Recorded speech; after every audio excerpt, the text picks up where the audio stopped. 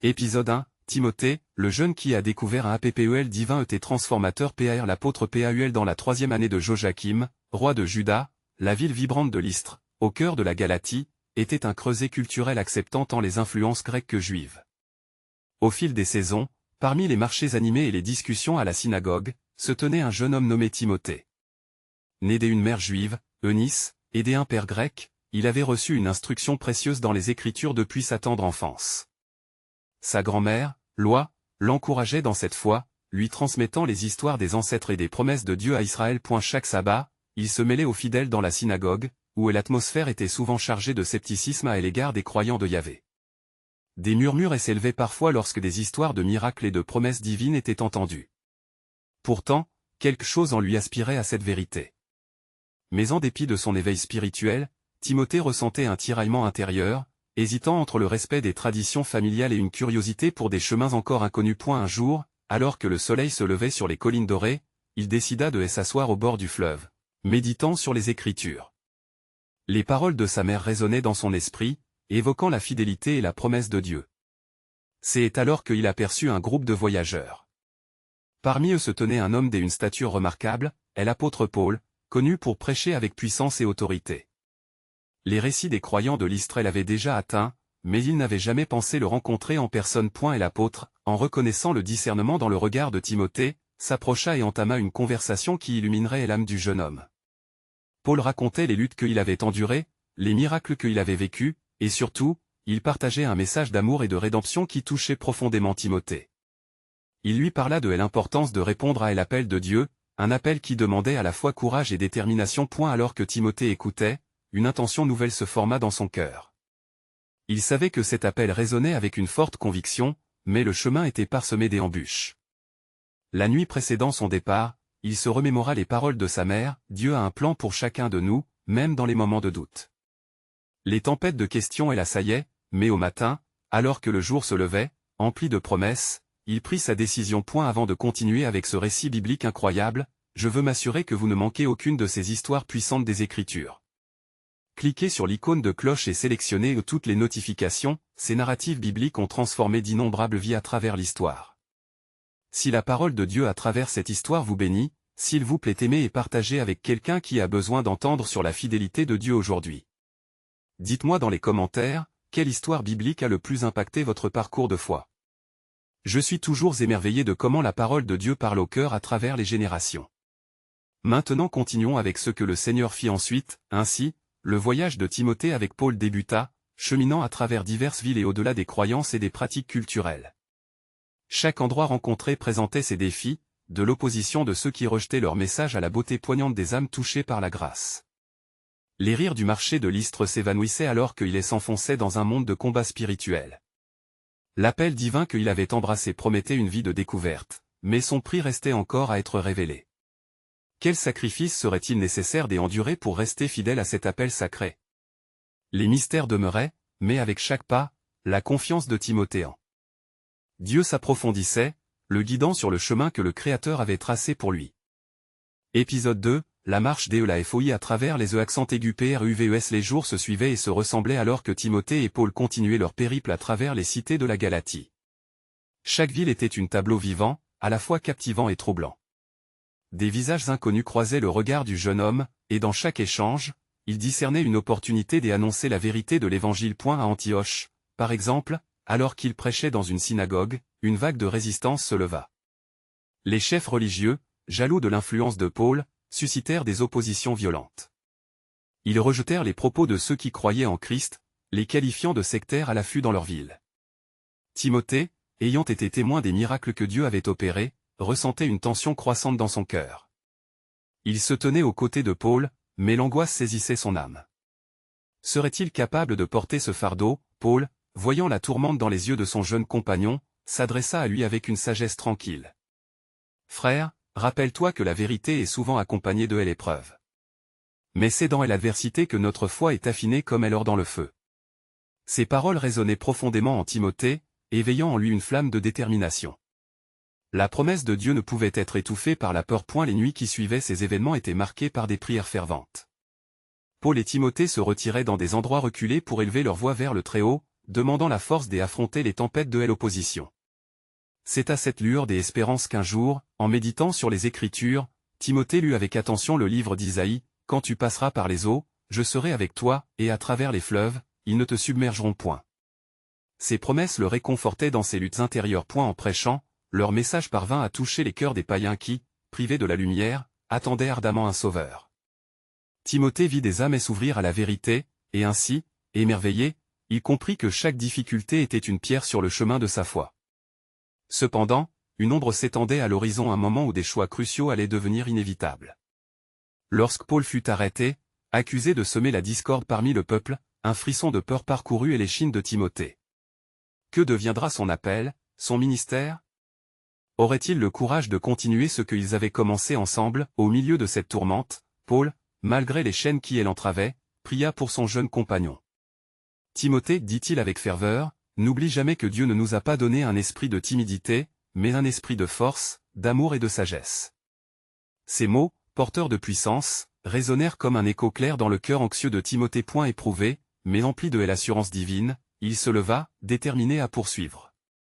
La mission qu'ils avaient embrassée était plus grande que leur peur. Mais alors même que cette foi grandissait en lui, un questionnement subtil émergeait. Quel passage divin les attendait encore?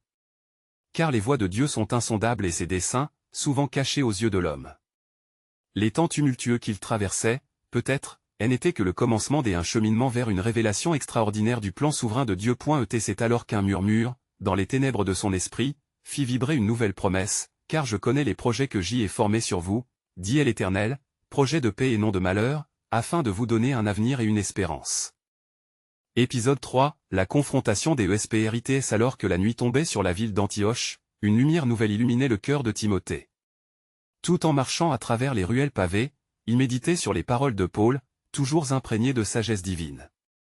Les pensées des âmes qu'ils avaient touchées l'accompagnaient. Combien de vies avaient été transformées par l'Évangile, même au milieu de l'adversité? Pourtant, des échos de tourmente se faisaient sentir, comme une tempête prête à éclater au-dessus d'eux. Une nuit, alors qu'ils se rassemblaient pour prier, la tension dans l'air était palpable. Les voix murmurantes des opposants à leur ministère se faisaient de plus en plus présentes. Paul, bien qu'enchaîné, afficha une sérénité inattendue. « Timothée, déclara-t-il, sache que des batailles invisibles se livrent autour de nous. Car notre lutte n'est pas contre la chair et le sang, mais contre les autorités, contre les puissances, contre les dominateurs de ce monde de ténèbres, contre les esprits méchants dans les lieux célestes. » Cette déclaration, inspirée par l'Esprit, galvanisa son jeune compagnon. Éveillé à la réalité spirituelle qui les entourait, Timothée ressentit l'envergure de leur mission. Pour lui, cela n'était pas seulement une question de prêcher. C'était une guerre, une lutte pour l'âme de ceux qui les entouraient. Inspiré par cet éclairage, il fut déterminé à affronter les forces de l'obscurité avec la lumière de la vérité. Le souffle de l'Esprit se mit à souffler dans son cœur, alors qu'il se leva avec une foi renouvelée. Les jours qui suivirent furent marqués par des confrontations intenses. Ils se rendirent dans les quartiers les plus sombres de la ville, là où la peur et la superstition régnaient en maître. Timothée prêcha avec une ferveur inédite, son cœur brûlant d'une passion qui venait du ciel. Il partagea d'abord avec les enfants, leur racontant des histoires sur la bonté de Jésus, apportant chaleur et espérance dans leur monde froid et désolé. Mais dans l'ombre, des voix se murmuraient, alimentées par la jalousie et l'accusation. Les chefs religieux, voyant leur pouvoir menacé par cette nouvelle force, cherchèrent à les discréditer. Ils conspirèrent pour les arrêter, conférant ensemble dans des lieux cachés. « Il faut que ces hommes restent silencieux, murmura-t-il, projetant des regards ombrageux. Un jour, alors que Timothée parlait en public, un homme au cœur rempli de démons s'approcha, criant, « Ces hommes sont des serviteurs du Dieu Très-Haut, ils vous annoncent le chemin du salut. » Ce cri, qui semblait être une proclamation divine, était tenu comme une ironie démoniaque. Paul, indigné par ces paroles immortelles détournées, se retourna avec autorité. « Sors de cet homme, esprit impur, ordonna-t-il, sa voix résonnant telle la foudre. À un moment où Paul prononça ces mots, un silence de mort tomba sur la foule. Et l'esprit qui avait troublé tant de vies se défit au nom de Jésus-Christ, libérant l'homme de son oppression. Cet acte puissant attira encore plus de monde, mais précipita également la colère de ceux qui voulaient réduire au silence le message de l'Évangile. Timothée, cependant, avait vu la puissance de Dieu à l'œuvre, et son cœur s'emplit d'une joie céleste. Une vision du possible se peignait dans son esprit, les opprimés pourraient être libres, les aveugles pourraient voir. Était-ce là la clé mystérieuse de leur mission, et alors qu'une nouvelle nuit s'annonçait, lui revenait l'écho de la promesse, « Je suis le chemin, la vérité et la vie ». À cet instant, il comprit que même dans les épreuves, Dieu préparait un chemin de rédemption qui se dévoilerait dans la lumière de sa gloire. L'avenir était chargé de merveilles encore inexplorées. Mais comme Paul avait souvent averti, il y avait encore des mystères à découvrir, des épreuves à surmonter. Car chaque victoire n'était que le prélude à une lutte plus grande, car nous savons que toute chose concourt au bien de ceux qui aiment Dieu. Épisode 4, la résistance des TENBRES. La lumière de l'aube s'élevait lentement sur Antioche, mais le cœur de Timothée était assailli par des préoccupations d'une gravité nouvelle. L'extraordinaire mouvement de l'esprit, si riche de bénédictions, se heurta à une opposition grandissante. Les murmures et les menaces des chefs religieux s'intensifiaient dans les ruelles sombres, comme une brume oppressante qui étouffait la lumière du matin. Réuni avec Paul, Timothée observait son mentor, prisonnier mais de plus en plus illuminé par la sagesse céleste. « Paul, murmura-t-il, la colère de nos adversaires ne fait-elle pas peser un grand danger sur notre œuvre ?» Paul, d'un regard pénétrant, lui répondit calmement, « N'oublie pas, Timothée, que la lumière brille dans les ténèbres, et que les ténèbres ne l'ont pas comprise. Souviens-toi de la promesse, je ferai de toi une lumière pour les nations. » Ces mots, chargés de ferveur, réveillaient en Timothée un courage dont il ne se savait pas capable. Lors d'une rencontre très attendue, ils se dirigèrent vers la place publique pour prêcher devant une foule plus vaste que jamais. La présence de l'Esprit emplissait l'air, et chaque parole que prononçait Timothée semblait être un fil d'or tissé dans le cœur des auditeurs. Les âmes affamées de vérité venaient pour entendre les révélations de Dieu, tandis que des visages hostiles scrutaient de la périphérie, surveillant chaque geste comme des prédateurs en quête de proie. Soudain, une agitation se leva parmi les spectateurs. Un groupe de pharisiens, armés d'arguments dociles et de menaces voilées, surgit dans la foule. Leurs chefs, les yeux brûlants de fureur, s'adressèrent à Paul avec une audace sans précédent. Ces hommes prêchent des choses qui ne sont pas permises. Ils troublent le peuple avec leurs faux enseignements. Que leur bouche soit scellée. L'angoisse perça le cœur de Timothée, mais il se souvint des paroles de l'apôtre, « Ne crains point, car je suis avec toi. » Paul se leva avec une force qu'on aurait cru perdue. « Bien que nous soyons des prisonniers, notre message est libre et puissant. Je vous le déclare, le royaume de Dieu ne peut être arrêté par la rancœur des hommes. » Ces mots résonnèrent comme le tonnerre, donnant au cœur en détresse une espérance nouvelle. Alors que la tension atteignait son paroxysme, une jeune femme, habitée par un esprit de prophétie, s'avança dans la foule. « Voici des hommes envoyés de Dieu, déclara-t-elle. Ils sont et l'annonce du salut. » Ce cri suscitait chez certains une admiration, mais pour les chefs religieux, c'était une provocation insupportable. Ils voyaient leur autorité vaciller, menaçant leur tradition. Dans ce contexte tumultueux, un combat spirituel s'engagea au-delà de ce que les yeux pouvaient voir. Paul, indigné par l'utilisation de la vérité pour faire le mal, proféra une nouvelle fois, « Au nom de Jésus, retire-toi, esprit impie. » L'ombre recula alors que des chaînes invisibles se brisaient, délivrant encore une fois un cœur captif. Timothée frissonna d'excitation, comprenant qu'ils étaient des instruments d'un mouvement divin. « Paul, ces épreuves ne sont-elles pas le prélude à quelque chose de divinement extraordinaire ?» interrogea-t-il, le feu de la foi allumé dans son cœur.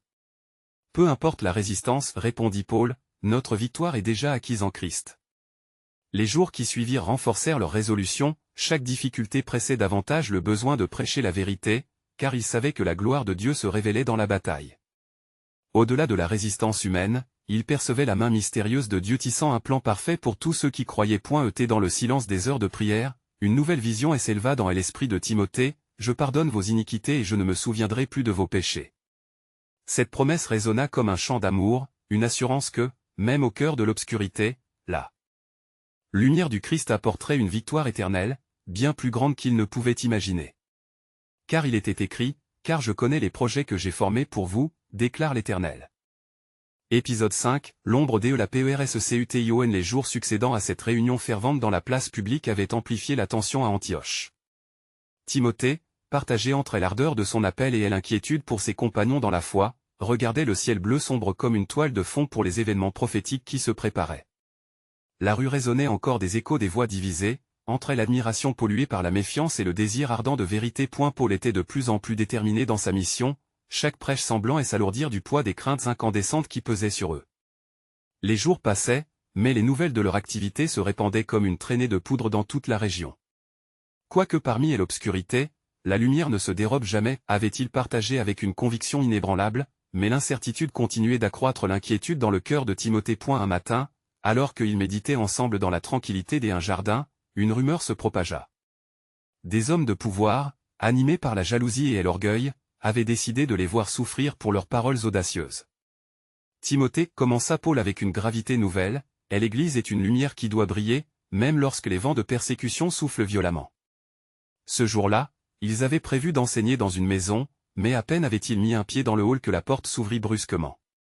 Les pharisiens, alliés à des gardes romains, s'avancèrent avec une fureur dévastatrice. « Voici les perturbateurs », s'écria un porte-parole, désignant Paul et Timothée. « Ils prêchent des discours contraires à la loi et sèment le trouble parmi notre peuple. » Timothée, son cœur battant la chamade, chercha le regard de Paul qui ne trahissait aucune peur. Au moment où la foule se divisait entre les pour les capturer ou écouter les apôtres, Timothée entendit une voix vive s'élever, celle d'un homme humble qui disait « Écoutez, je vous en prie. Ils ne font qu'annoncer le Christ, en qui se trouve l'espérance de gloire. » Ce supplice de vérité résonna dans l'assemblée, ne faisant que intensifier les tensions. Les autorités, inflexibles, choisirent de les arrêter. Pendant qu'ils étaient conduits au tribunal, Paul murmura à Timothée, « Souviens-toi, le sang des martyrs est la semence de l'Église. » Ces mots brûlèrent dans le cœur de Timothée, lui rappelant qu'ils étaient le reflet de celui qui avait souffert pour lui, unissant leur sort à l'agneau de Dieu. À eu tribunal, leurs témoignages trouvèrent un écho puissant. « Nous ne pouvons taire ce que nous avons vu et entendu, » affirma Paul. Les juges, face à une détermination aussi rare, hésitaient devant l'énergie divine qui émanait d'eux. Une voix s'éleva parmi l'assemblée, celle des lettrés qui avaient autrefois douté, mais qui maintenant, en entendant leurs paroles, avaient été transformés. Contre-intuition de l'humanité, là où règne l'obscurité, la vérité se lève.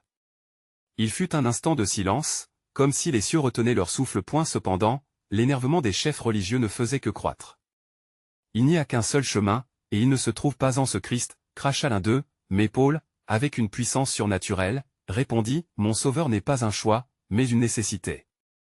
En lui, je vis, je me meurs, je suis libre. » Ainsi se tissait l'ombre d'un dessaisissement, compliquant leur chemin, mais les hiérarques ne voyaient pas la lumière se frayer un chemin à travers l'improbabilité d'une victoire apparente. Alors que la décision approchait, Timothée sentit son cœur s'enflammer, une ardente prière montait vers le ciel.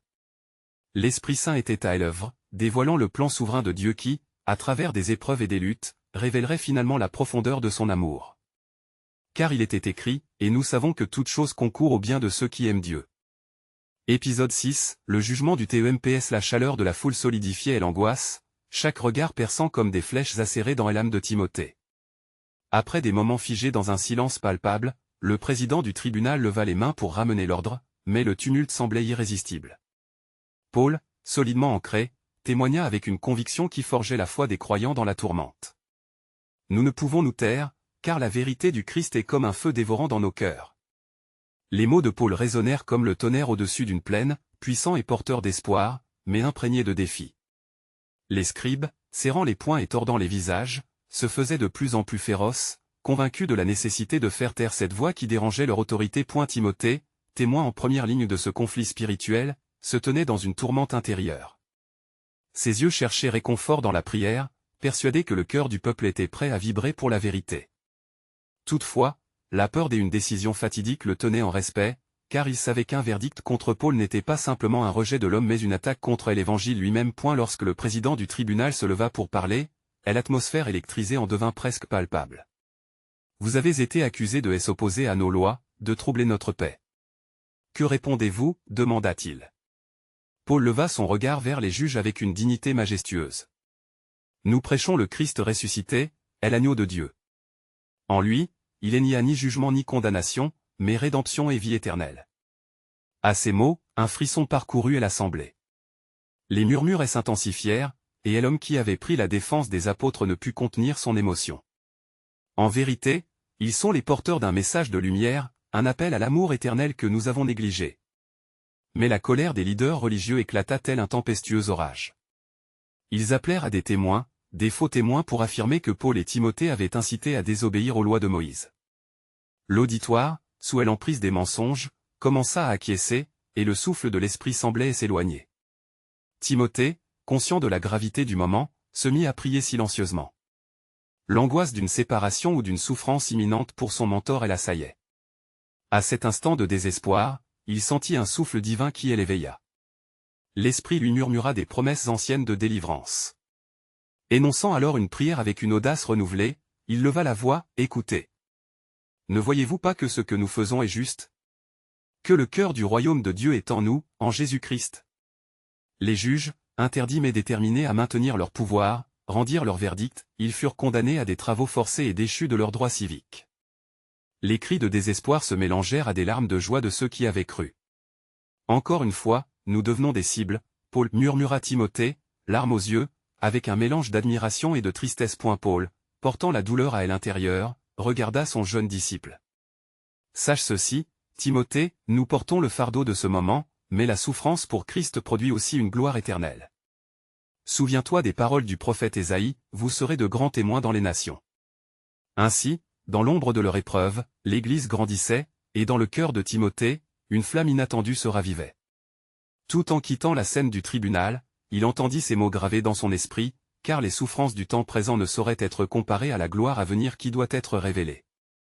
Alors que l'espoir semblait loin, un murmure divin résonnait, invitant chacun à se préparer, car des temps de manifestation regrettés par l'humanité entière émergeraient, et il était écrit, « Je rétablirai toutes choses, dit le Seigneur. » Chapitre 7, la voix dans l'ombre et le jour qui suivirent le jugement furent comme des échos d'une tempête apaisée, mais l'inquiétude persistait dans le cœur de Timothée. Les chaînes qui avaient appesanti les corps de Paul et de ses compagnons étaient les symboles d'une réalité plus sombre, l'opposition croissante à la vérité du Christ. Dans l'obscurité de la prison, Timothée se tenait devant la porte de la cellule, une flamme de dévotion brûlant en lui. Paul, commença-t-il, sa voix brisée par l'émotion, comment cela peut-il être? Pourquoi le Seigneur permettrait-il une telle souffrance à ses serviteurs? Paul, assis sur un simple banc de pierre, leva les yeux avec une tendresse infinie. Mon cher Timothée, ne perds pas espoir. Chaque épreuve est une occasion d'expérimenter la bonté de Dieu. Souviens-toi de ce que Jésus a dit, dans le monde, vous aurez des tribulations, mais prenez courage, j'ai vaincu le monde.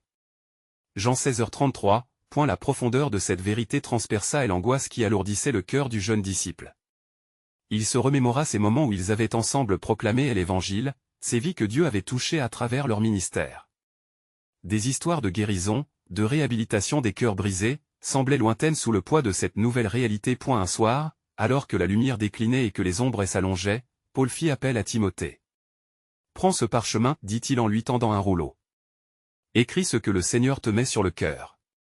L'Église a besoin de savoir que même en temps de souffrance, sa promesse est inébranlable. » Timothée, d'abord hésitant, prit le rouleau avec foi. Il s'enferma dans un coin sombre de la prison, cherchant dans la prière une direction, une révélation. Les mots coulèrent alors de sa plume. Frères et sœurs, réjouissez-vous dans l'épreuve, car dans votre persévérance, votre foi est raffinée comme l'or. Ne laissez pas les craintes du jour gâcher l'espoir de demain. Les jours passèrent, et chaque mot écrit apportait une lumière nouvelle, nourrissant l'âme des croyants en dehors des murs de la prison. Autour de lui, d'autres captifs commençaient à prier ensemble, et un éveil spirituel se forma. Bientôt, des échos de la joie d'une foi vivante commencèrent à s'élever, dénotant la puissance de la vérité face à l'oppression. Le premier jour du mois suivant, un événement inattendu secoua les bases de la prison. Une inhabituelle tempête éclata à l'extérieur, des grondements se mêlant aux pleurs de ces hommes et femmes de Dieu. Au milieu du chaos, un tremblement de terre secoua les murs de la prison, faisant vibrer le sol comme un cliquetis de fer, et les portes s'ouvrirent dans un fracas. Les gardes, paralysés de peur, tombèrent sur leurs genoux, réalisant qu'un miracle s'opérait. Paul, inspiré par l'Esprit, se leva avec assurance. Ne craignez pas. Cet événement n'est pas le signe de la fin, mais le début de la liberté dans le Christ. Timothée, en écoutant ces mots, sentit une vague d'encouragement le submerger. Le bruit des chaînes brisées et des portes ouvertes résonnait comme un appel aux âmes affamées de vérité. Ils sortirent, ne craignant plus la mort, mais embrassant la vie que Jésus leur offrait. Leur cœur, uni dans l'amour, devint un phare lumineux pour ceux qui cherchaient désespérément l'espoir. Alors que leur pas résonnait sur les pavés anciens, Timothée se remémora une promesse précieuse, « Car je connais les projets que j'ai formés sur vous, dit l'Éternel, projets de paix et non de malheur, afin de vous donner un avenir et de l'espérance. » Jérémie 29, 11. Ainsi le chemin était tracé. La liberté, tant désirée, ne faisait que commencer, et au loin, au-delà des horizons de douleur, un plan divin s'étendait, bien plus vaste que leur compréhension humaine. Car il était écrit, « Je vous donnerai un cœur nouveau, et je mettrai en vous un esprit nouveau. » Ézéchiel 36, 26. Dans chaque battement de leur cœur, un seul écho demeurait, la promesse de Dieu n'était jamais vaine. Chapitre 8, l'appel au bord de l'abîme. Les cloches résonnaient dans la ville, mélodie de liberté, mais une lutte intérieure faisait rage dans le cœur de Timothée. À peine sortis de la prison, les témoins de la puissance divine, Paul et Silas, se sentaient déjà transformés par cette expérience miraculeuse. Mais pour Timothée, chaque pas qu'il faisait résonnait de l'inconnu devant lui. « Seigneur, murmura-t-il, s'arrêtant un instant pour prier. Où me conduis-tu? Que dis-tu de ce chemin que je dois emprunter? » Paul, observant son jeune compagnon, vint à ses côtés. « Timothée, chaque étape est un témoignage de la bonté de Dieu. Ne laisse pas la peur de l'avenir étouffer la voix qui t'appelle. » Timothée leva les yeux, cherchant du réconfort dans les paroles de son mentor. Paul, conscient des doutes qui assaillaient son cœur, continua, « Sache que ce que nous avons vécu ici est plus qu'une simple libération physique. C'est un appel à aller plus loin, à proclamer l'Évangile sans relâche. » Leurs pas les menèrent vers les ruelles de Philippe, où la population, bouleversée par le tremblement de terre et le miracle des chaînes brisées, se pressait autour d'eux. Cependant, une ombre planait sur cette scène de joie nouvelle. Deux figures approchaient, leurs yeux sombres trahissant une menace instinctive. « Séparez-vous de cette folie, » cria l'un d'eux, un homme au visage marbré par la colère. « Vous ne savez pas ce que vous risquez en prêchant un Dieu qui dérange l'ordre établi. La loi doit être respectée. » Paul, inspiré par l'Esprit, trouva la force de répondre. « Notre appel n'est pas de troubler, mais de libérer ceux qui sont enchaînés dans l'obscurité. Comme il est écrit, il a envoyé son Fils pour que quiconque croit en lui ne périsse point, mais qu'il ait la vie éternelle. » Jean 3h16, point. Les murmures des badauds se transformèrent en excitation. Les cœurs commençaient à s'éveiller à la vérité qu'apportaient Paul et Timothée. Mais soudain, un cri perça le ciel, une femme, possédée d'un esprit de divination, s'avança.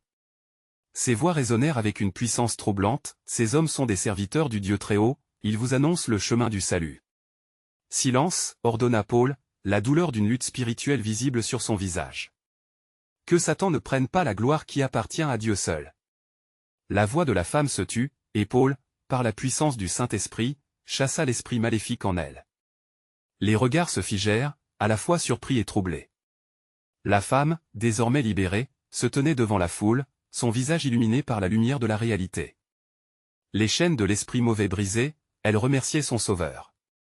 Mais la joie fut de courte durée, car ses maîtres, perdant leur source de profit, s'attroupèrent autour des apôtres, criant à une révolte. Et la colère provoquée par cet acte de liberté se déversait sur Paul et Timothée. Les autorités, intriguées par la ferveur populaire et la menace que cela représentait, les prirent en garde à vue, jetant les serviteurs de Dieu dans une profonde obscurité. Timothée, retiré dans sa cellule, réfléchit au chemin périlleux qui s'ouvrait devant lui. Un appel avait été lancé, et chaque souffrance devenait une échelle vers un bonheur céleste.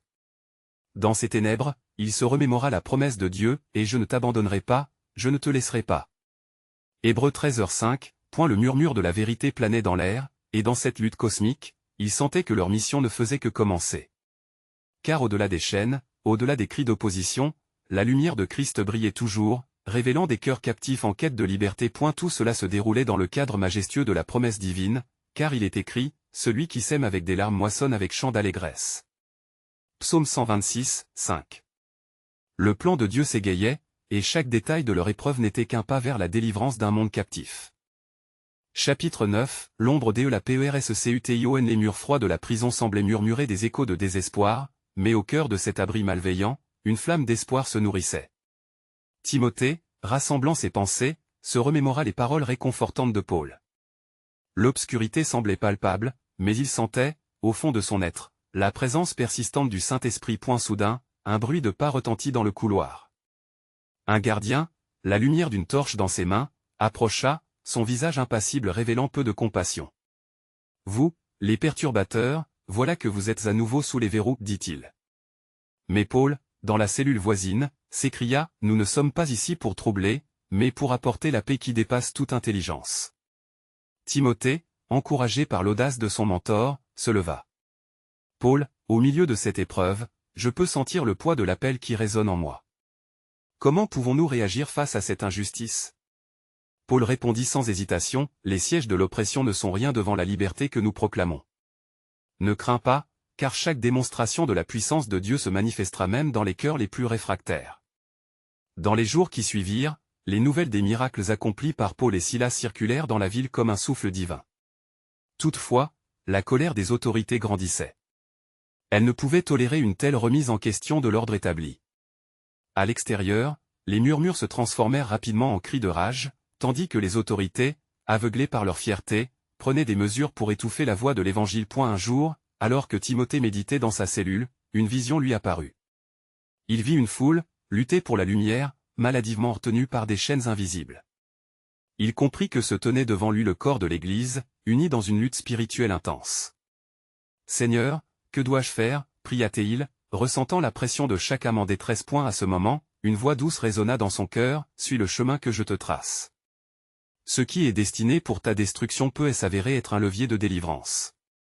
Cette révélation le remplit de force, une conviction brûlante de porter haut la bannière de l'Évangile même en pleine tempête. À l'aube d'un jour nouveau, une rumeur se répandit, Paul et Silas devaient être jugés au tribunal. La ville entière s'animait, esprits exaltés, certains en faveur des apôtres, d'autres pour les condamner. Timothée, en toute audace, se mêla à la foule, voyant dans leur visage refléter l'angoisse et l'espoir. Il comprit alors une vérité fondamentale, spécialement dans cette instance présente, la démonstration de la foi se trouvait encore plus forte dans la faiblesse humaine. Car quand je suis faible, c'est alors que je suis fort. 2 Corinthiens 12h10. Ce matin-là, au seuil du tribunal, Paul se tenait, sachant que son discours ne serait pas simplement une défense personnelle, mais une proclamation de la vérité éternelle. Timothée observa, le cœur battant, alors que son mentor s'élevait, et n'ayant aucune crainte des conséquences. « Je vous dis, proclama Paul à l'assemblée, que notre message est une lumière dans les ténèbres, un appel à tous ceux qui cherchent la vérité. Car personne ne peut construire sur un fondement autre que celui qui est en Jésus-Christ. » Dans ce moment de tension palpable, tandis que la foule retint son souffle, Timothée sut que cette épreuve était un tournant, un passage obligatoirement douloureux mais nécessaire, pour le déploiement de la gloire de Dieu dans un monde aveuglé. L'ombre de la persécution s'étendait, mais la lumière de la promesse brillait plus forte encore. C'est pourquoi je vous dis, ne vous inquiétez pas du lendemain, car le lendemain aura soin de lui-même. Matthieu 6h34. Le plan de Dieu, d'une ampleur vaste, commençait à prendre forme au milieu des épreuves qui semblaient insurmontables. Alors que la chaleur intense du jour commençait à se dissiper, une atmosphère de tension persistait dans la ville de Philippe. Timothée, le cœur en émoi, sentait le poids de la responsabilité qui pesait sur lui alors qu'il se tenait aux côtés de Paul, prêt à affronter les autorités. Le bruit de la foule grandissait, chaque murmure résonnant comme une proclamation de la lutte spirituelle qui se tenait devant eux. Timothée, dit Paul, son regard pénétrant renforçant sa détermination, ce que nous vivons ici n'est pas une fin, mais un nouveau commencement. Souviens-toi des promesses du Seigneur, je suis avec vous tous les jours, jusqu'à la fin du monde. Ces mots résonnaient profondément dans l'âme de Timothée, lui rappelant que même dans l'incertitude, la présence de Dieu était une encre sur point. Alors qu'il s'avançait devant le tribunal, Timothée sentit une vague d'angoisse monter en lui, mais aussi une force qu'il n'avait jamais connue. Les chefs religieux, affolés par la possibilité d'une dissidence croissante, peinaient sous le poids de leurs propres mensonges. Ils avaient tenté d'étouffer l'Évangile, mais ici, en ce moment même, la vérité se tenait prête à éclater. Lorsque Paul fut appelé à se défendre, Timothée sut que chaque mot avait le pouvoir de changer le cours des événements. « Vous m'accusez de troubler votre paix, mais je vous déclare que c'est la vérité qui dérange. La lumière apporte toujours la révélation, même là où l'obscurité se débat pour se maintenir, déclara Paul avec une autorité qui ne pouvait être ignorée. » Ces paroles, pleines de passion et de conviction, atteignaient le cœur des témoins présents, faisant naître un murmure d'approbation parmi ceux qui désiraient croire. Et l'audience lui répondit avec scepticisme et méfiance. « Cet homme est un prophète de malheur, il incite au débat contre nos traditions, s'écria l'un des scribes, pointant du doigt Paul avec dédain. Mais Timothée, observant les visages de l'auditoire, se leva avec un courage inattendu. « Je suis là pour attester que, dans la tourmente, notre message est un cri d'espérance. Ne nous laissez pas vaincre par le désespoir. » Le tumulte de la foule se mua en un silence troublé, alors que l'impact de ces mots résonnait dans l'air. Paul lui lança un regard approbateur, tandis que les chefs religieux se débattaient avec leurs propres angoisses. Le combat s'intensifiait, non seulement à l'extérieur, mais dans les âmes présentes, tiraillées entre la tradition et la nouvelle lumière que Jésus incarne. Et la tension culmina lorsque le président du tribunal leva les mains pour appeler au calme.